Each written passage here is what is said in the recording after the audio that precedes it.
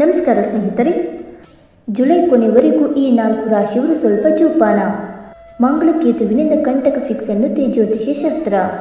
ಹೌದು, ಜುಲೈ ತಿಂಗಳಿನಲ್ಲಿ ಮಂಗಳ ಗ್ರಹವು ಕಟಕ ರಾಶಿಯಿಂದ ಹೊರಬಂದು ಸಿಂಹ ರಾಶಿಯಲ್ಲಿ ಪ್ರವೇಶಿಸಲಿದ್ದು ಅಲ್ಲಿ ಕೇತುವಿನೊಂದಿಗೆ ಸಂಯೋಗಗೊಳ್ಳಲಿದೆ. ಈ ಸಂಯೋಗವು ಕೆಲವು ರಾಶಿಗೆ ಸೇರಿದ ಜನರಿಗೆ ಅಸಮತೋಲನವನ್ನು ಉಂಟು ಮಾಡುವ ಸಂಭವವಿದೆ. ಆ 4 ದುರಾದೃಷ್ಟಕರ ರಾಶಿಗಳ ಬಗ್ಗೆ ತಿಳಿಯೋಣ. ಜ್ಯೋತಿಷ್ಯ ಶಾಸ್ತ್ರದಲ್ಲಿ ಯಾವುದೇ ಗ್ರಹವು ತನ್ನ ಚಲನೆಯನ್ನು ಬದಲಾಯಿಸುವುದಕ್ಕೆ ಸಾಕಷ್ಟು ಮಹತ್ವಪೂರ್ಣವಾದ ಸ್ಥಾನವನ್ನು ನೀಡಲಾಗಿದೆ. ಜೊತೆಗೆ ಈ ಚಲನೆಯಲ್ಲಿ ಬದಲಾವಣೆಯ ಪ್ರಭಾವವನ್ನು ಎಲ್ಲ ರಾಶಿಗೆ ಸೇರಿದ ಜನರ ಮೇಲೆ ನೋಡಬಹುದಾಗಿದೆ. ಇದೇ ಜುಲೈ 7ರಂದು ಮಂಗಳ ಗ್ರಹವು ಸಿಂಹ ರಾಶಿಯಲ್ಲಿ ಪ್ರವೇಶಿಸಲಿದೆ. ಅಲ್ಲಿ ಕೇತು ಈಗಾಗಲೇ ತನ್ನ ಸಂಚಾರವನ್ನು ಮಾಡುತ್ತಿರುವುದು. ಈ 2 ಗ್ರಹಗಳು ಸಿಂಹ ರಾಶಿಯಲ್ಲಿ ಸಂಯೋಗಗೊಳ್ಳಲಿದೆ. ಇದು ಜುಲೈ 28ರವರೆಗೆ, ಅಂದರೆ ಸರಿಸುಮಾರು 1 ತಿಂಗಳಿನವರೆಗೆ ಹೀಗೆ ಸಂಯೋಗಗೊಂಡಿರುವುದು. ಮಂಗಳ ಗ್ರಹವನ್ನು ಉತ್ಸಾಹ, ಸಹೋದರ, ಶಕ್ತಿ, ಸಾಹಸ, ಪರಾಕ್ರಮ ಮತ್ತು ಶೌರ್ಯವನ್ನು ಪ್ರತಿನಿಧಿಸುವ ಗ್ರಹ ಎಂದು ಕರೆಯಲಾಗುತ್ತದೆ. ಇನ್ನು ಜ್ಯೋತಿಷ್ಯದಲ್ಲಿ ಮಂಗಳ ಗ್ರಹವನ್ನು ಗ್ರಹಗಳ ಸೇನಾಧಿಪತಿ ಎಂದು ಸಹ ಕರೆಯುವರು. ಹಾಗೆ ಕೇತುವನ್ನು ನೆರಳು ಗ್ರಹ ಎಂದು ಕರೆಯಲಾಗುತ್ತದೆ. ಈ 2 ಗ್ರಹಗಳ ಸಂಯೋಗದ ಪ್ರಭಾವವನ್ನು ಎಲ್ಲ ರಾಶಿಗೆ ಸೇರಿದ ಜನರ ಜೀವನದ ಮೇಲೆ ನೋಡಬಹುದಾಗಿದೆ. ಆದರೆ ಈ ಗ್ರಹಗಳ ಸಂಯೋಗದಿಂದಾಗಿ ಅತ್ಯಂತ ಹೆಚ್ಚಿನ ಅಶುಭ ಪ್ರಭಾವವನ್ನು 4 ರಾಶಿಗೆ ಸೇರಿದ ಜನರು ಪಡೆಯಲಿದ್ದಾರೆ. ಹಾಗಾದರೆ ಆ ದುರಾದೃಷ್ಟ ರಾಶಿಗಳು ಯಾವುವೆಂದು ತಿಳಿದುಕೊಳ್ಳೋಣ. ಬನ್ನಿ ಸ್ನೇಹಿತರೆ, ಅದಕ್ಕೂ ಮುಂಚೆ ನೀವು ನಮ್ಮ ಚಾನಲ್ಗೆ ಸಬ್ಸ್ಕ್ರೈಬ್ ಮಾಡದೆ ನೋಡ್ತಾ ಇದ್ದರೆ ದಯವಿಟ್ಟು ನಮ್ಮ ಚಾನಲ್ಗೆ ಸಬ್ಸ್ಕ್ರೈಬ್ ಮಾಡಿಕೊಳ್ಳಿ ಸ್ನೇಹಿತರೆ. ಹಾಗೆ ವೈದಿಕ ಜ್ಯೋತಿಷ್ಯ ಮತ್ತು ಆಚಾರ ವಿಚಾರಗಳಲ್ಲಿ ನಂಬಿಕೆ ಇದ್ದರೆ ವಿಡಿಯೋ ಬಂದು ತಪ್ಪದೆ ಲೈಕ್ ಕೊಟ್ಟು ನಿಮ್ಮ ಆತ್ಮೀಯರಿಗೆ ಶೇರ್ ಮಾಡಿ. ಮೊದಲನೆಯದಾಗಿ ಮೇಷರಾಶಿ.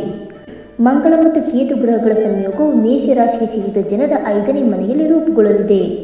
ಈ 5ನೇ ಮನೆಯು ಪ್ರೀತಿ, ಮಕ್ಕಳು ಮತ್ತು ಭಾವನೆಗಳೊಂದಿಗೆ ಸಂಬಂಧವನ್ನು ಹೊಂದಿದೆ. ಹಾಗಾಗಿ ಮಂಗಳ ಮತ್ತು ಕೇತುವಿನ ಸಂಯೋಗದಿಂದಾಗಿ ಮೇಷರಾಶಿಗೆ ಸೇರಿದ ಜನರು ಮಕ್ಕಳಿಗೆ ಸಂಬಂಧಿಸಿದಂತೆ ಚಿಂತೆಗೆ ಒಳಗಾಗುವ ಸಾಧ್ಯತೆ ಹೆಚ್ಚಾಗಿರುವುದು. ಜೊತೆಗೆ ಪ್ರೀತಿಯಲ್ಲಿರುವ ಈ ರಾಶಿಗೆ ಸೇರಿದ ಜನರು ಒತ್ತಡವನ್ನು ಎದುರಿಸಬೇಕಾಗಿ ಬರಬಹುದು. ಈ ಸಮಯದಲ್ಲಿ ಮೇಷರಾಶಿಗೆ ಸೇರಿದ ಜನರು ತಮ್ಮ ಭಾವನೆಗಳನ್ನು ನಿಯಂತ್ರಣದಲ್ಲಿಡುವುದು ಅತಿ ಮುಖ್ಯ. ಎರಡನೆಯದಾಗಿ ಸಿಂಹರಾಶಿ. ಮಂಗಳ ಮತ್ತು ಕೇತು ಗ್ರಹಗಳ ಸಂಯೋಗವು ಸಿಂಹ ರಾಶಿಯ ಮೊದಲನೇ ಮನೆಯಲ್ಲಿ ರೂಪುಗೊಳ್ಳಲಿದೆ.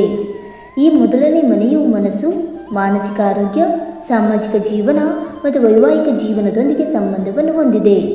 ಹಾಗಾಗಿ ಮಂಗಳ ಮತ್ತು ಕೇತುವಿನ ಈ ಸಂಯೋಗದಿಂದಾಗಿ ಸಿಂಹ ರಾಶಿಗೆ ಸೇರಿದ ಜನರ ಮನಸ್ಸು ಯಾವುದಾದರೂ ಒಂದು ವಿಚಾರದಿಂದಾಗಿ ಚಿಂತೆಗೆ ಒಳಗಾಗುವ ಸಂಭವವಿರುವುದು.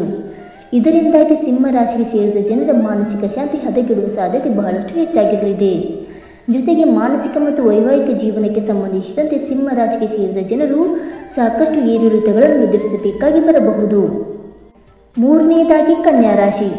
ಕನ್ಯಾ ರಾಶಿಗೆ ಸೇರಿದ ಜನರಿಗೆ ಮಂಗಳ ಮತ್ತು ಕೇತುವಿನ ಈ ಸಂಯೋಗವು ನಿಮ್ಮ 12ನೇ ಮನೆಯಲ್ಲಿ ರೂಪುಗೊಳ್ಳುವುದು. ಈ 12ನೇ ಮನೆಯು ವಿದೇಶಿ ಕಂಪನಿ ಅಥವಾ ವಿದೇಶದಲ್ಲಿ ಕೆಲಸ, ವಿದೇಶದಲ್ಲಿ ವ್ಯಾಪಾರ, ಶರೀರದ ಎಡಭಾಗ, ಮೃತ್ಯು ಮತ್ತು ಹಾನಿಯೊಂದಿಗೆ ಸಂಬಂಧವನ್ನು ಹೊಂದಿದೆ. ಹಾಗಾಗಿ ಮಂಗಳ ಮತ್ತು ಕೇತುವಿನ ಈ ಸಂಯೋಗದಿಂದಾಗಿ ಕನ್ಯಾ ರಾಶಿಗೆ ಸೇರಿದ ವಿದೇಶಿ ಅಥವಾ ವಿದೇಶಿ ಕಂಪನಿಯಲ್ಲಿ ಕೆಲಸ ಮಾಡುವ ಜನರು ತಮ್ಮ ಕೆಲಸಗಳನ್ನು ಕಳೆದುಕೊಳ್ಳಬೇಕಾಗಿ ಬರಬಹುದು. ಅಥವಾ ಕೆಲಸದ ಸಮಯದಲ್ಲಿ ನಿಮ್ಮ ಹಿರಿಯ ಅಧಿಕಾರಿಗಳೊಂದಿಗೆ ಜಗಳ ಅಥವಾ ವಿವಾದ ಉಂಟಾಗುವ ಸಂಭವವಿರುವುದು.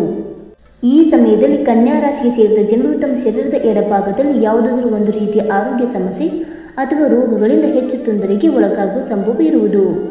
ಹಾಗಾಗಿ ಕನ್ಯಾ ರಾಶಿಗೆ ಸೇರಿದ ಜನರು ಬಹಳ ಎಚ್ಚರಿಕೆಯಿಂದ ಇರುವುದು ಉತ್ತಮ. ಏಕೆಂದರೆ ಈ ಅವಧಿಯಲ್ಲಿ ಯಾವುದಾದರೂ ದೊಡ್ಡ ದುರ್ಘಟನೆ ನಡೆಯುವ ಸಂಭವ ಕೂಡ ಇರಲಿದೆ. ಹಾಗಾಗಿ ಕಾಳಜಿ ವಹಿಸಿ. ಇನ್ನು 4ನೇದಾಗಿ ಮಕರ ರಾಶಿ. ಮಂಗಳ ಮತ್ತು ಕೇತುವಿನ ಸಂಯೋಗವು ಮಕರ ರಾಶಿಗೆ ಸೇರಿದ ಜನರ ಜಾತಕದ 8ನೇ ಮನೆಯಲ್ಲಿ ರೂಪುಗೊಳ್ಳುವುದು.